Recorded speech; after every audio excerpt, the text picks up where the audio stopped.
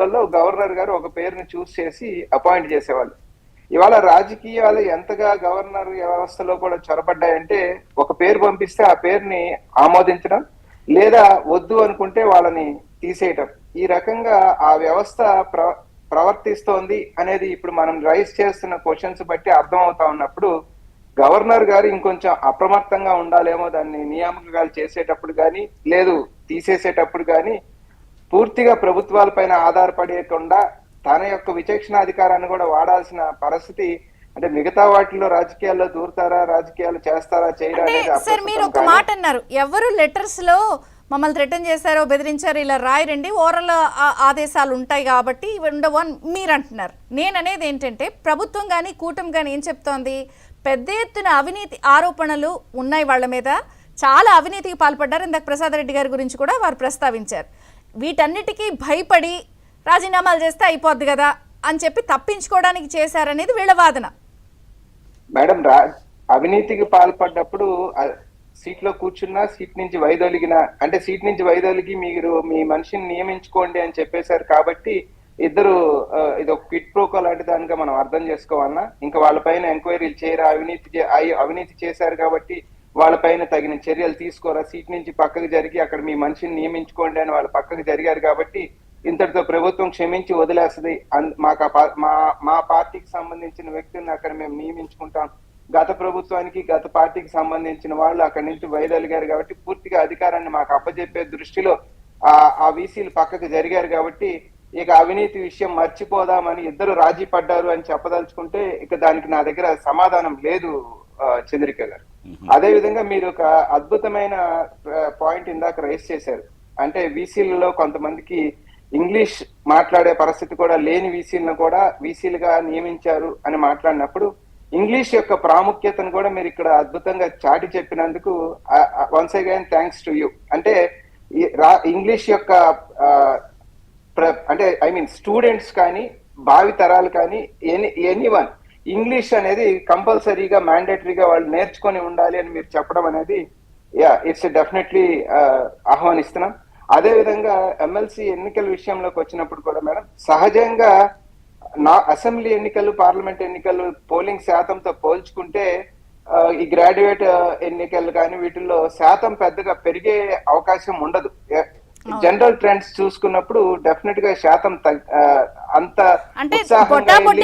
దగ్గరగానో ఉంటది కానీ అబ్నార్మాలిటీ అనేది ఉండదు, పెరిగే అవకాశం కూడా ఉండదు ఎందుకంటే గత ట్రెండ్స్ తీసుకున్నప్పుడు.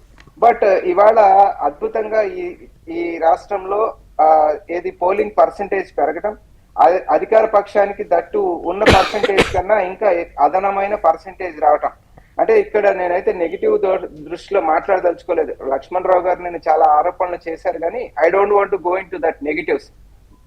నేనైతే అనుకుంటా ఉన్నాను, ప్రజలు దే ఆర్ స్టిల్ బిలీవింగ్. ఇప్పటికైనా సరే మాకు ఏదైతే కూటమి ప్రభుత్వం వాగ్దానం చేసిందో ఆ హామీలు మొత్తం ఇకనైనా అమలు చేస్తారేమో అని ఒక ఆశా దృక్పథంతో వాళ్ళు ఓటేశారేమో అనుకుంటా ఉన్నాను. ఎందుకంటే ఇప్పటికి ఒక్క హామీ కూడా అమలు కాలేదు. దాదాపు అంటే మనం 9 నెలలు 8 నెలలు అనే కాలాన్ని మనం మాట్లాడుతూ ఉంటాం కానీ ఒక బడ్జెట్ ప్రవేశపెట్టిన తర్వాత ఆల్మోస్ట్ ఒక ఏడాది కాలం పూర్తయిన తర్వాత ఇప్పటి వరకు ఏ హామీ అమలు కాని పక్షంలో ఇక ఇప్పుడైనా మనందరం ప్రభుత్వానికి అండగా ఉంటే మనకేమన్నా ప్రామిస్ చేసినవి వస్తాయేమో అని చాలా ఆశగా ఎదురు చూస్తున్నారు. వాళ్ళు ప్రభుత్వం పైన నమ్మకాన్ని కొంచెం ఎక్కువ పెట్టుకున్నారేమో అని కూడా నాకు అనిపించింది. అంటే ఆలోచిస్తున్నారేమో కదా రామకృష్ణ గారు, ఒకవేళ నిజంగా 9 నెలల్లోనే జడ్జి చేసేసి గవర్నెన్స్ ని తేల్చేసే కన్నా ఒక్క ఓటు వ్యతిరేకంగా కూటమికి వేస్తే ఈ 5 ఏళ్లు పడిన బాధలన్నీ కళ్ళ ముందు ఉన్నాయి కాబట్టి ఆ రిస్క్ తీసుకోదలుచుకోవట్లేదు ప్రభుత్వం తరపు నుంచి ప్రజలను అనుకోవచ్చు కదా.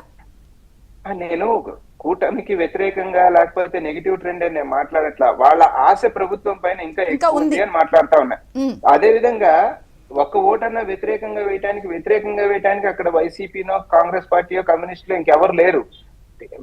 పీడిఎఫ్ అంటే ఐ మీన్ డైరెక్ట్ గా వేరే రాజకీయ పార్టీలు లేవు. తెలుగుదేశం పార్టీ లైన్ లో ఉంది, అలాగే పీడిఎఫ్ ఉంది తప్ప వాళ్ళు వ్యతిరేకంగానే భయపడాలి అంటే గత ప్రభుత్వం అని మాట్లాడేటప్పుడు వైఎస్ఆర్సీపీ క్యాండిడేట్ ఎవరన్నా ఉంటే మా ఓటు వ్యతిరేకంగా అక్కడేసి భయపడుతున్నాం అనేది ఆలోచించుకోవచ్చు. కానీ సో సారీ వామపక్ష ప్రతినిధి.